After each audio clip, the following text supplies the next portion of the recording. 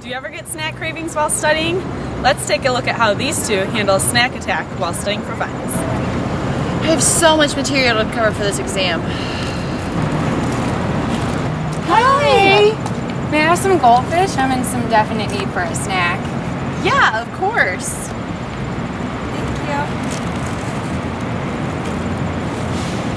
Are you sure you don't want more than that? No, thank you. This is enough for me. Okay.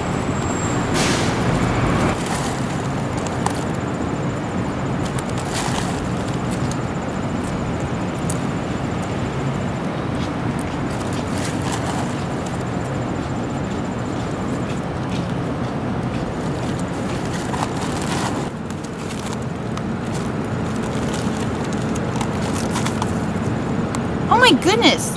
How is this entire bag already empty? I just opened it like 15 minutes ago.